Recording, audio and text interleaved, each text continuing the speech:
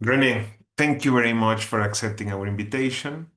Root Capital and the Center for Financial Inclusion are just delighted to have you and have the Mexican Fund for Conservation of Nature, to talk about resilience and the need for investing in nature, communities, and also investing in learnings from these efforts. If that's okay, I'm going to provide a very quick introduction. René González Montagut is the General Director of FMCN since 2020. René has been working for FMCN for almost 30 years, beginning just after obtaining her PhD from Harvard University. René has led several important milestones for the organization. Just to mention a couple, she oversaw the exponential increase in the number of protected areas supported by FMCN and secured the Green Climate Fund accreditation, which made FMCN the first access entity in Mexico to the Green Climate Fund. René's work is not limited to FMCN. She's also part of the Assembly of the Mexican Center for Philanthropy, the Advisory Committee of the Mexican Climate Initiative, and the Distinguished Advisory Group of the Integrity Council for the Voluntary Carbon Market. My name is Jorge Bush-Oliveros. I am the Senior Manager for Research and Impact Evaluation at Root Capital. In very general terms, my job is to design research projects to verify that the program and services that Root Capital implements actually meet their objectives. In short, to demonstrate that we are actually doing what we said. And if we don't meet the desired targets, my role is to generate organizational learning so that we and our partners can replicate successful models. So in this session, René and I are representing two different organizations, FMCN and Root Capital, with different missions, different scope of action, but also with a fundamental intersection, scaling solutions for landscape-level resilience. So René, I would like to ask you to describe what FMCN do and why resilience matters for your organization. What role does climate resilience play in your field of action? Thank you, Jorge, and thank you, Root Capital, for this interview and this very nice conversation. It is an honor for FMCN to be here. And well, what we do is we're a financial intermediary. We're a fund, an environmental fund. There's about 110 of us all over the world. We are one of the 32 that are in the region of Latin America and the Caribbean, and we connect financial resources worldwide with the needs in the field. So it's really transforming financial into natural resources, and along that journey, you have a lot of different partners that can actually, make this magic, this alchemy of transforming the gold into nature. Excellent, excellent.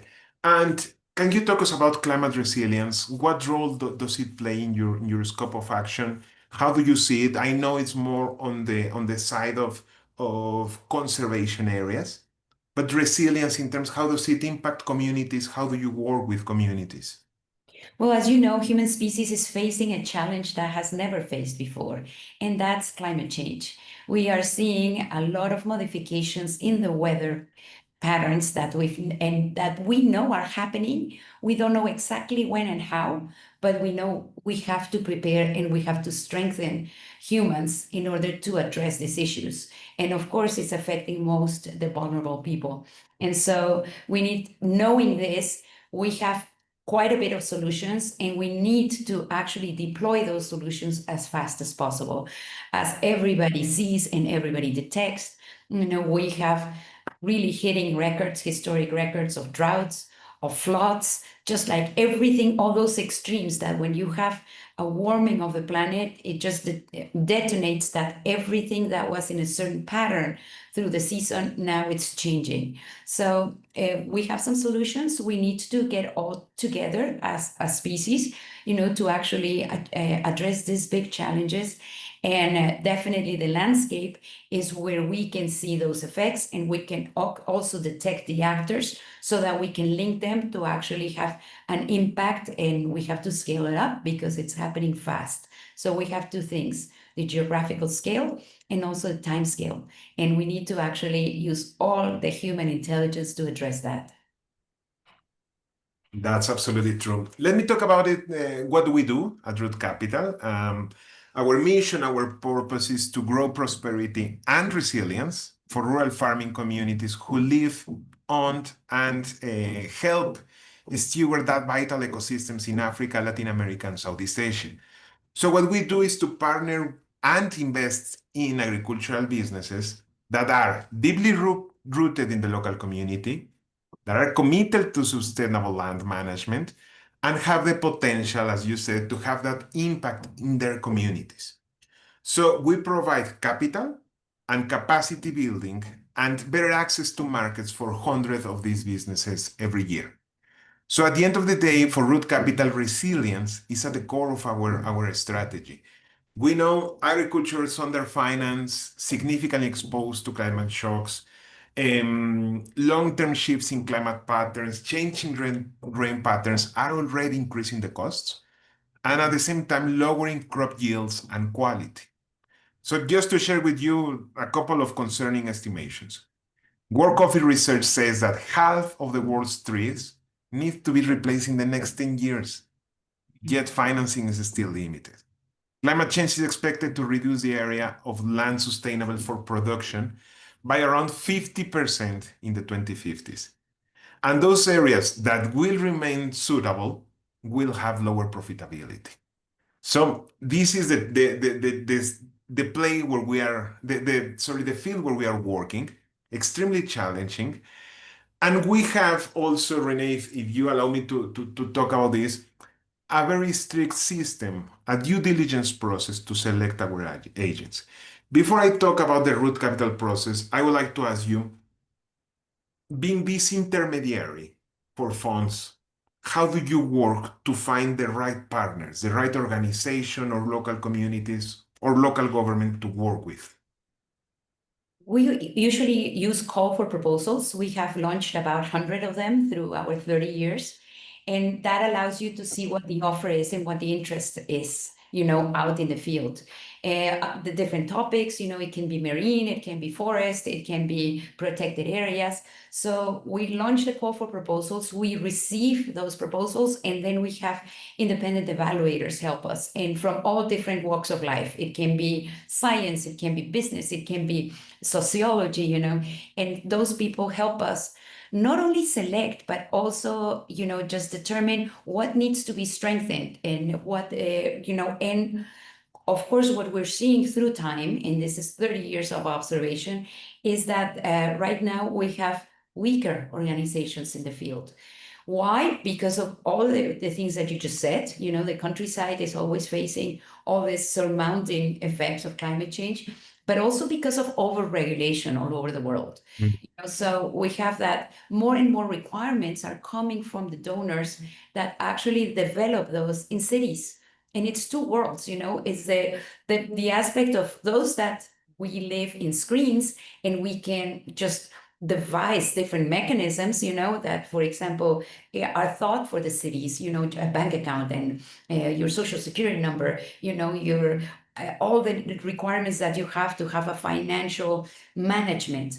But then there is a field where people know things that we don't know anymore, which is how do you grow a forest? How do you restore a mangrove? How do you actually clean a lake? And so we need to make those two worlds meet. And so our work in the FMCN is actually make these two worlds meet. We are ambassadors that we can understand all the regulations, we can negotiate with the donors, and we can explain that to those that know how to manage natural resources. And in the meantime, we actually go back and forth, and hopefully people will help in the future to make these bridges even more effective. No, that's a very important point, Renee. For example, in our space, we're struggling to support farmers with the EUDR, the European Union Deforestation Regulation, which of course has a fantastic core in terms of protecting our areas, right? Still, farmers around the globe are struggling to comply with all these requirements. And that's precisely part of our work, right? To support with capacity building and their ability to go through this process. But you're right. we need to communicate these two different worlds, right? And we believe that the smallholder farms are that frontline voice for climate action. And talking and coming back to this due diligence process, what we try to do is to select these social and environmental actors.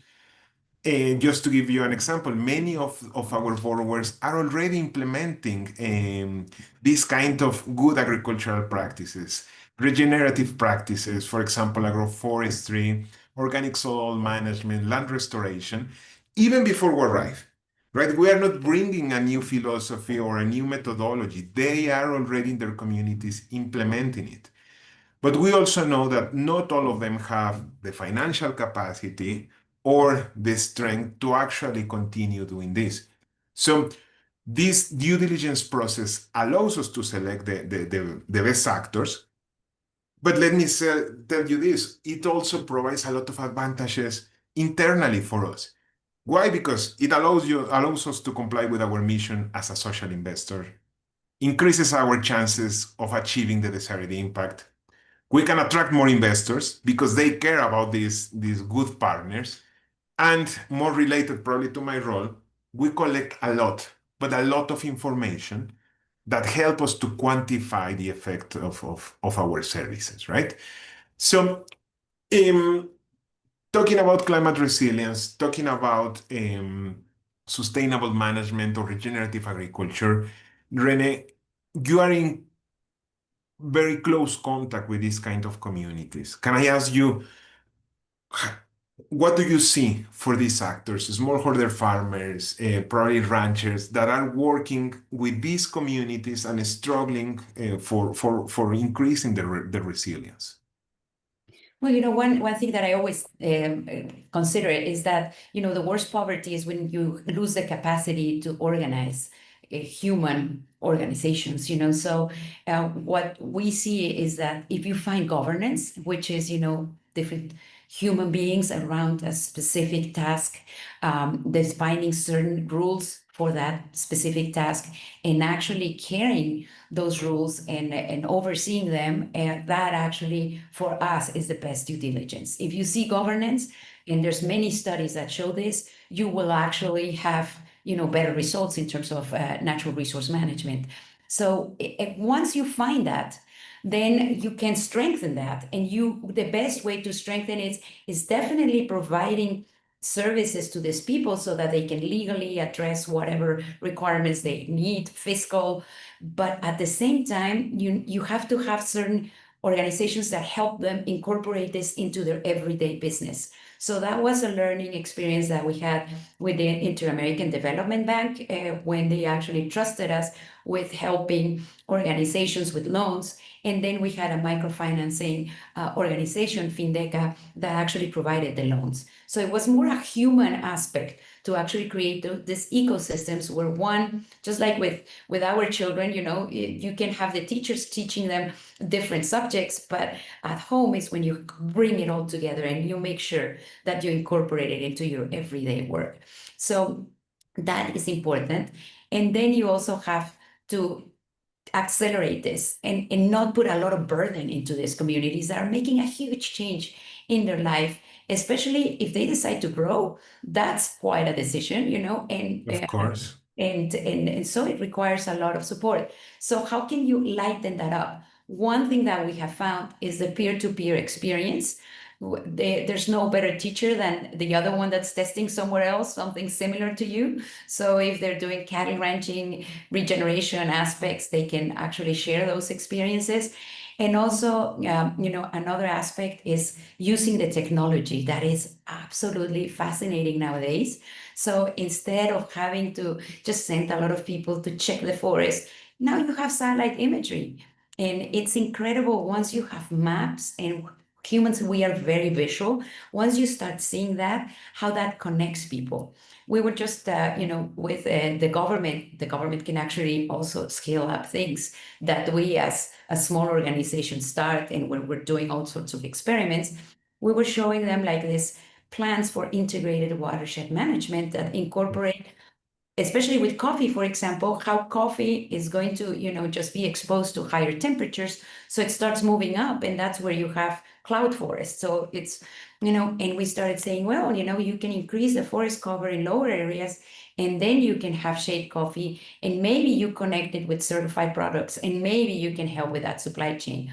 And so people, as you say, are making these changes once they understand, oh, I'm not going to have water on this part of the slope, so I'm going to grow it on the other side, and I'm going to increase the trees in the meantime. And some government officials were telling me, like, well, we have to put this in the law, and we have to make sure that they do it. And I'm like, they're already doing it. They're like, By themselves. it's like, well, you don't need a policeman to tell them that they have to increase the forest cover. They know that the water is not coming, so they need more moisture and Mhm. forest.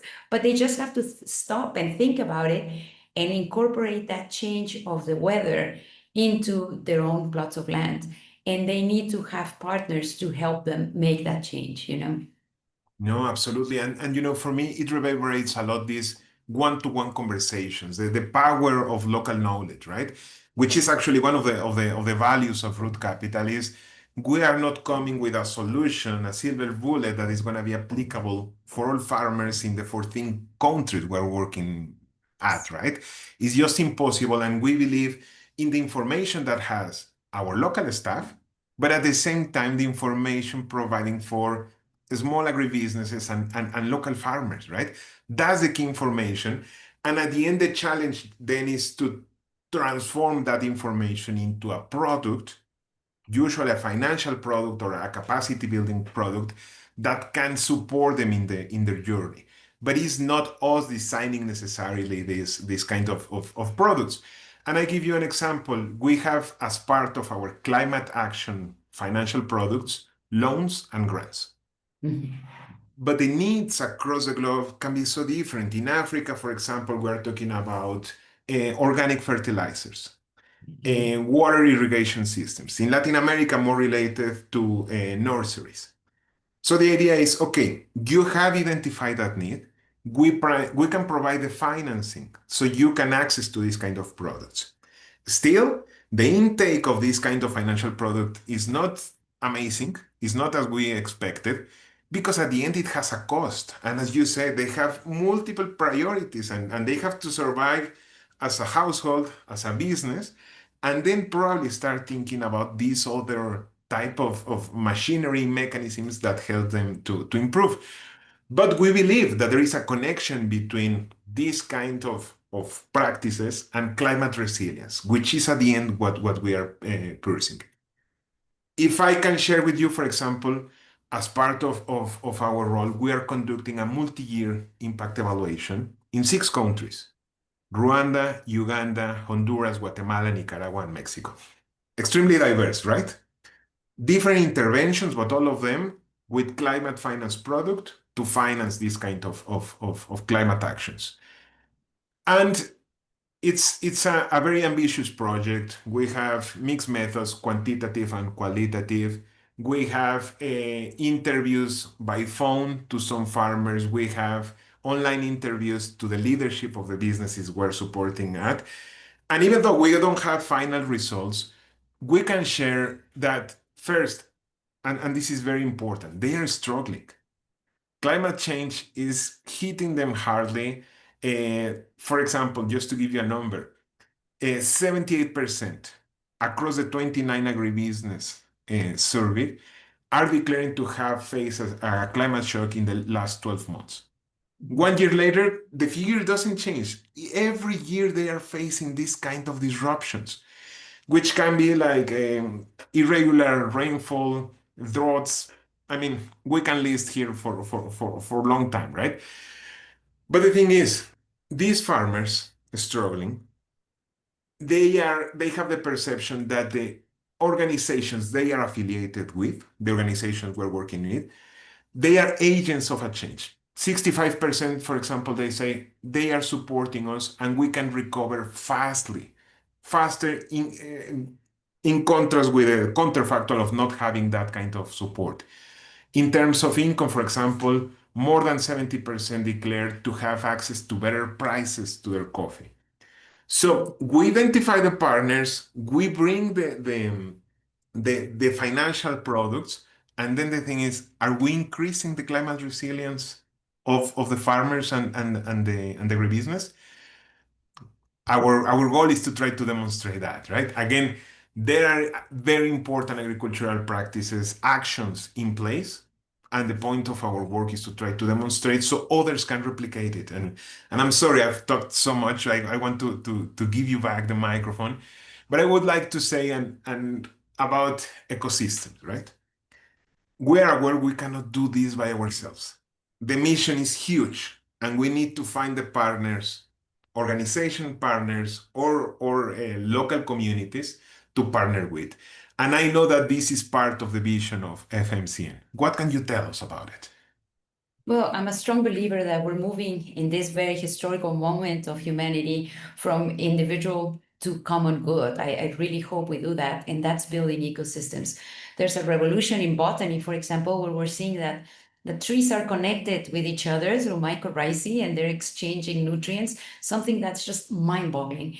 And then you can see that also when you recover an ecosystem, you start getting the services that it provides, be it quality of water or be, just in general biodiversity or control of floods.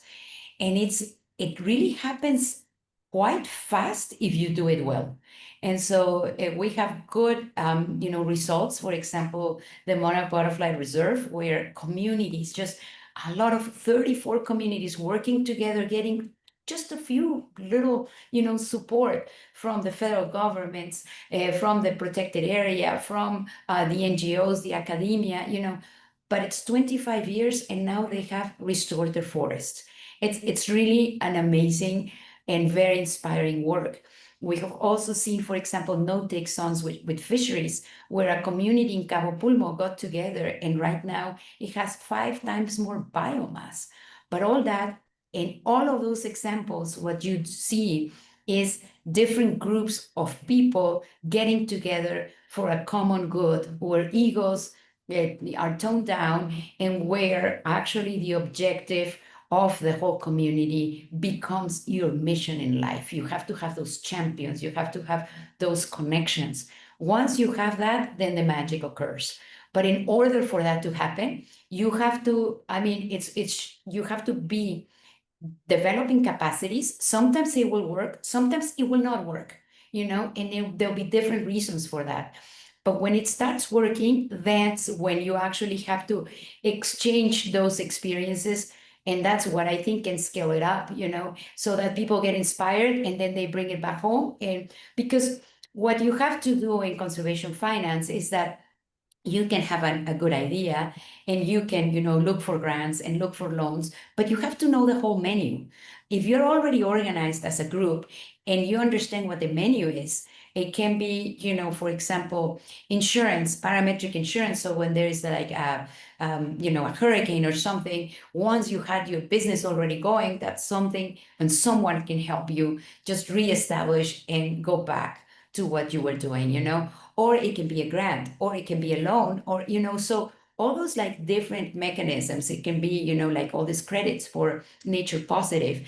There's many mechanisms, but it's very hard to make those connections between the groups that are getting organized and that have a will to actually either continue doing what they're doing and increasing what they're doing, or, just changing into something that will provide them at least with the services that nature used to provide them in the past, that are now being, they're seeing them fail, and that's worrisome. It's a moment where people are moving and they're recognizing that that nature is part of us, which we have actually forgotten for a while.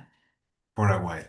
No, Renee, it's just inspiring to talk with you and realize how, like, as you said, like, once that you can demonstrate it, then you can scale it up, right? And that's a challenge because we need to be creative first, as you said, to create that menu, that set of options, alternative that work. Then it's our responsibility to document that, to generate that evidence body, to attract donors, attracts the support, attract other partners, other institutions, providing finance, providing capacity building, and then to scale it up. It's a journey, right?